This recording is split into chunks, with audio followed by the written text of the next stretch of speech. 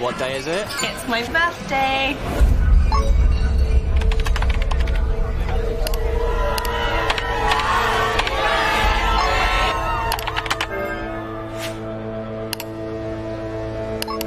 It's good to share. But check you have the right privacy settings.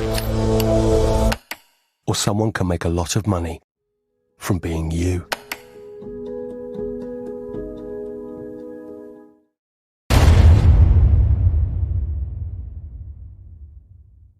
Station on the planet, it is, of course, Talk Radio. The Independent Republic of Mike Graham on Talk Radio. Let us say a very, very good morning to Mr. Peter Hitchens. Peter, very good morning to you. Morning, and a happy Russian Christmas. Yes, I noted that. 7th still going on. Yeah, what is that about? Because I'm fascinated by your knowledge of Russia. And last week you refused to wish me a happy New Year, so I, without showing any form of sort of pettiness, will say a happy Russian Christmas back to you. Well, Russian Christmas starts on the 7th. They still carry on by the old calendar, which we abandoned in the 18th century. And good luck to them, I say, but that's when their Christmas is. The Orthodox Easter is also different from ours. But the great thing is, if ever you are in that part of the world, a few years ago I was in Kiev during the Orthodox Christmas, and I'd already had Christmas in the West, and I thought, well, it can't possibly replicate the atmosphere of Christmas Eve, but in fact it did. And I've often thought that if I had the money and the time, I would actually have two Christmases and have the first one here and then nip over there and have another one. Because it's a time of year I'm very fond of. But to avoid wishing people a Happy New Year, which is a thing I just don't believe in, I will always respond by wishing them Happy Christmas, which runs out in the West on the 6th, but begins immediately in Russia on the 7th. So happy Christmas to you, anyway, whichever one you like. Thank you very much indeed. Let us talk first of all about the state of play, because I was sort of musing over the course of the weekend where lots of pieces being written about how badly Wrong Sage got it, how all of their Doomsday predictions didn't come true. And I thought to myself, well, Chris Whitty was right in there with the best of them, talking about tsunamis of infection. Boris Johnson was talking about tidal waves of infection. It has turned out, thankfully, we should say, that Omicron apparently is a much less harmful form of the virus. The South Africans all the way through were saying, we don't know why Britain is getting so carried away with this. I mean, should it not be the case that at the very least Chris Whitty is asked to come before the beak, as it were, with his slides and with his lectern, and he stands there and he explains how he managed to get it so wrong? I think it would be a good thing. I think a lot of people have distinguished themselves by exaggeration in the past couple of years, and their exaggerations have cost the country a great deal in terms of, amongst other things, missed medical treatment for non-COVID illnesses. And I really would like to see some sort of admission that this has been overdone, and this in particular has so swiftly proved to be mistaken exaggeration, that the sooner people put it right, the better. And people do make mistakes. I'm not generally in favour of demanding that people be removed from their posts or stuff like that. People do make mistakes, and the way in which they then distinguish themselves is by saying, well, look, yes, I'm sorry, I was wrong, and I will try not to do it again. And if people do that, which is generally an act of both courage and good manners, I'm prepared to say, good, right. So let's have a bit of contrition among the people who tried to make out that this was a terrible threat. And that would be a good thing. There does seem to me very slowly to be an awakening from the sleep of reason which gripped the thinking and media classes of this country nearly 2 years ago. People are beginning to say, well, hang on a minute, maybe the Great Barrington Declaration had a point. Maybe targeted action would have worked better. Or alternatively to say, maybe there isn't any evidence that lockdowns did any particular good, because if you look at the whole world, you won't find any congruence between the severity of lockdown and the number of deaths. So I just feel any opportunity to get people to think, to accept that they may have been mistaken, has to be a good thing. And I very much hope that they do so. Yes, because we do have a bit of a sort of culture now of making apologies so that they make everything better. And I'm not that keen on that side of things either, because when people make apologies which are clearly just being made for the purpose of staying in a job, I don't think that's necessarily a good thing. But I think... Well, it depends what the terms of it are, doesn't it? Yeah, it does. There's a thing called a non-apology apology, which is quite similar to a non-denial denial It's dressed up to look like an apology, but it isn't. It usually begins with the words, I am sorry if, and then goes on, if you, basically, I'm sorry if you were upset by what I said. Well, that's not an apology. No. That's something entirely different. So, but a clear recognition, we got this wrong. Everybody gets things wrong. There is no perfect saint among us who never gets anything wrong. We got this wrong. We'll try not to do it again. I would just like to see a lot of that. And also this whole language of misrepresentation, which really needs to be dropped. The fundamental one is the use of the term case to describe a positive test, as if these people were actually ill, which in many cases they weren't. And the other fundamental one is, which is now at last undergoing some scrutiny, is the previous insistence that anybody who was detected with a COVID positive test must or died having contracted COVID, had died because they had COVID, or were in hospital because they had COVID. Whereas in so many cases, they were in hospital for other reasons, and they died for a multiplicity of reasons, which might have included COVID, but wouldn't necessarily be right to say it was the real reason.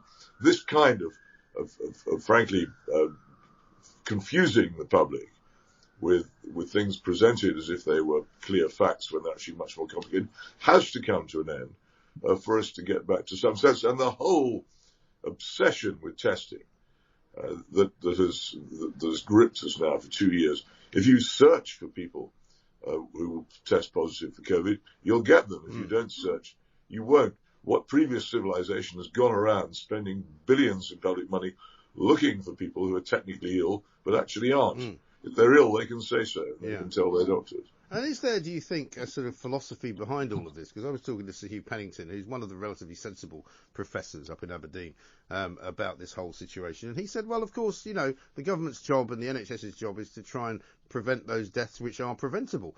To which I said, well, the week ending December the 24th, 2021, week 51 on the calendar, there were 828 deaths from COVID. There were 13,000 deaths plus altogether in that week. And it just seems to me that 6.5% of any total is a very small number. Well, it's also, if that's their concern, why is it devoted solely to COVID anyway? Right. If this government were really as concerned about saving life as it claims to be, it would, for instance, have much stricter efforts to discourage people from smoking cigarettes. And it would also be trying a great deal harder to reduce the carnage on the roads. And it has done quite a bit in both of those, but it hasn't done anything like what it's done in its attempts to prevent the spread of COVID, which I have to say has also largely failed. And if they really are that concerned to save all the lives they could possibly save, there are many other things which they could actually do quite effectively, which would save, I think, more lives, and more lives at a younger stage too.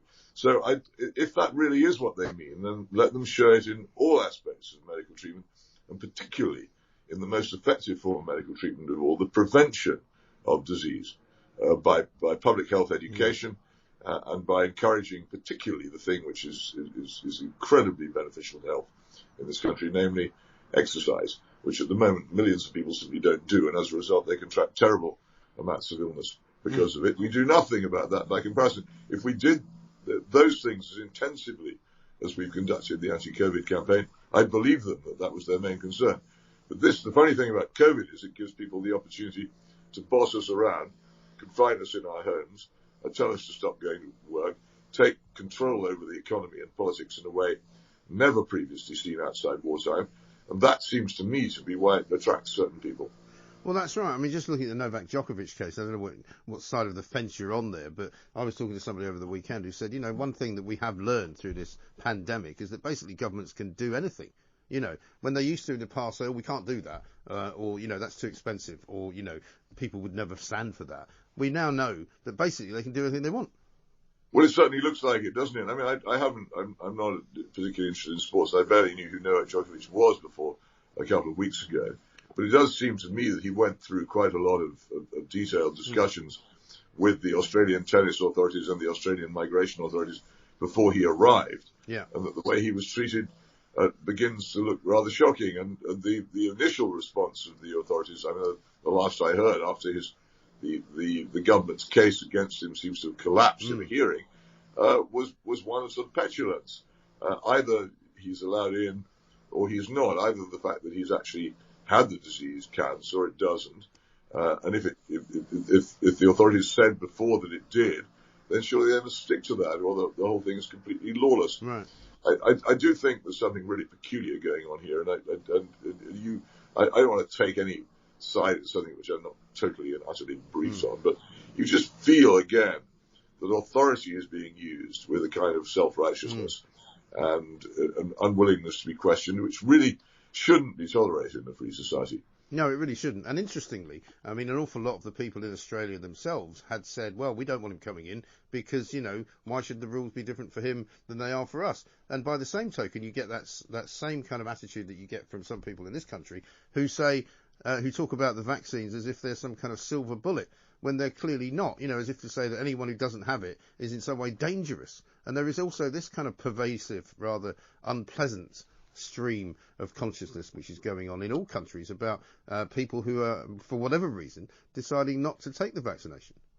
Well, one of the great joys of life is disapproving of other people, and you can generally get a pretty good following by encouraging others to disapprove of other people. And one of the other great joys of life is telling people they're wrong.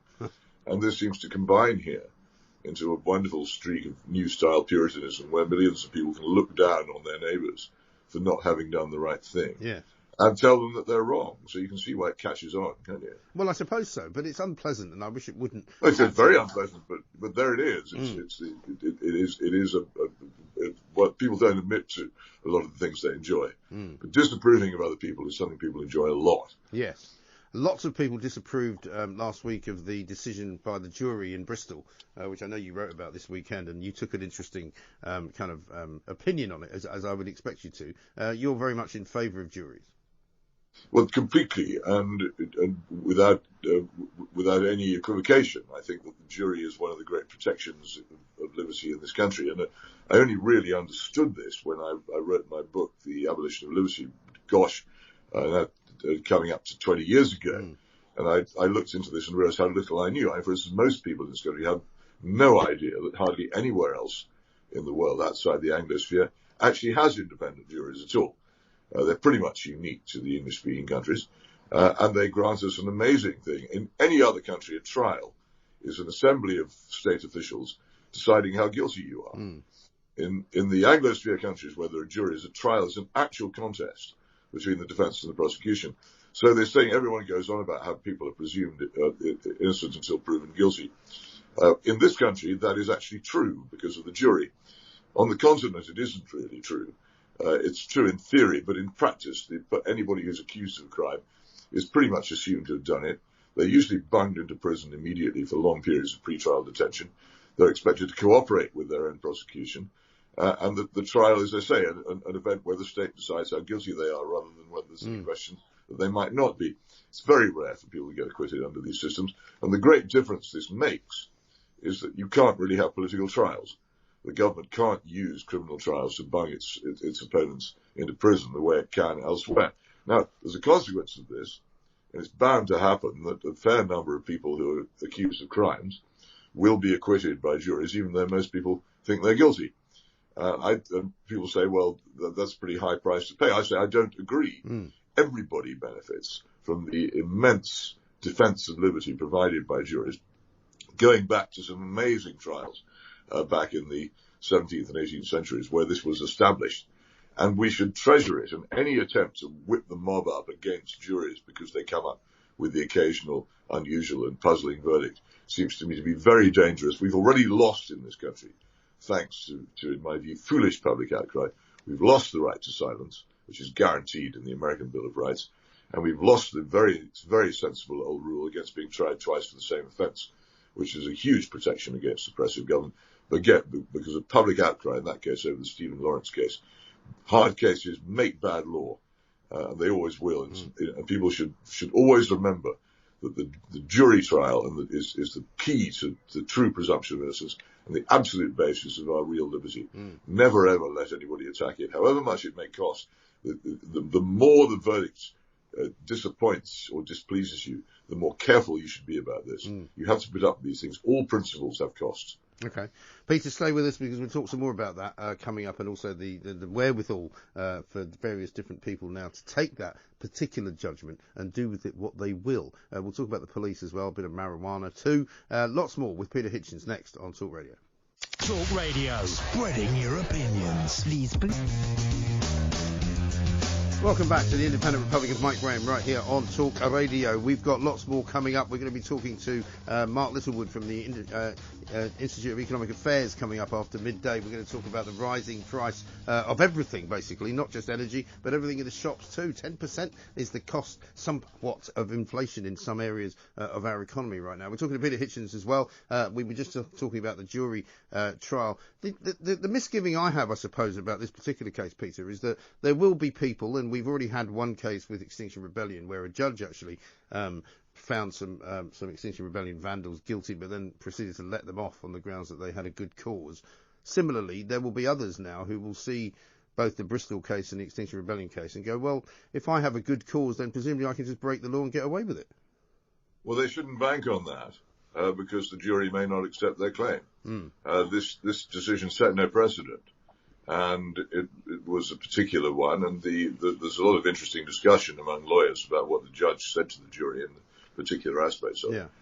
But I remind myself in the middle of all this, again, that when the Soviet Union was falling, I rejoiced at the tearing down of statues of Lenin and Felix Dzerzhinsky and all kinds of other thugs and horrible people. And I can quite see that the tearing down of statues is a thing which will sometimes happen, reflecting various changes of opinion. I find it also hard. I don't see why I should be corralled into the position of saying how much I regret that the statue of a rather nasty slave owner was pulled down. I think Conservatives should be wary of rushing to the defence of these graven images anyway. And what do I care? Again, if I live in Oxford, if a statue of Cecil Rhodes, who was a sort of pirate, is taken down, it isn't a big deal to me. I would rather these things were taken down by agreement. But it's a thing into which Conservatives shouldn't be trapped, because really, why should we? I don't approve of slavery. I don't particularly approve of the way Cecil Rhodes behaved in Africa. Why should those who have so-called right-wing views be allowed to be portrayed as defenders of slavery? It's again, the whole subject is one in which Conservatives in this country is being corralled into positions they really probably shouldn't be holding. But I don't think that the trial sets a precedent. If people just go and tear down a statue, they shouldn't expect to be acquitted just because another jury is acquitted. I don't think so. That jury, and it won't necessarily be repeated. And you can feel, sympathy for them, but it doesn't mean that the law should be altered, in my view. And I think the problem as well is... No, can I say something about that, though? I mean, the people who really need to be questioned most of all on that is what is laughingly called the police force. And it's quite clear that if a demonstration is preparing to do something of this kind in the centre of a major city, then the police have a duty, simply a duty to order to prevent it. But what did they do? Where were they? Well, they took the view, they said at the time, that we didn't do anything because we didn't want to make it worse, which is hardly the point of view of the police, is it? Well, no, it didn't seem to me to be a particularly, how shall I put it, creditable attitude to take. No. But I think that to then, that seems to me to be the far more worrying failure of the justice system. That there was no order in the streets of Bristol that day because the police weren't prepared. And then what it led to later, and I think it was later in the week, was a sort of mass riot, a mini riot anyway, outside a police station where several police vans were set on fire. And you could link the two and say, well, there was a direct connection between the police doing nothing when the Colston statue was hurled into the river, and them thinking, well, we could just go and attack the police station now because they probably won't respond. Well, who knows?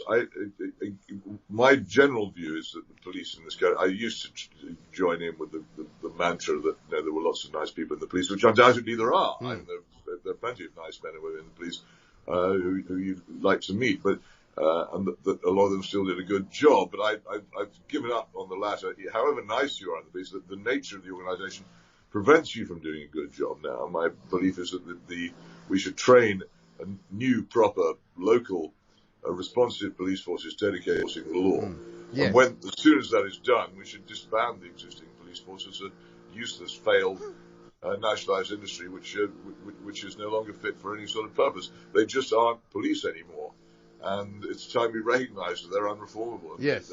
Which brings us, with a very short amount of time left, I'm afraid, just about a minute or so, to move on to the subject of marijuana, which is one of your pet peeves. The fact that, as you describe it, and I can totally agree and attest to, you can't walk around London anymore without smelling it.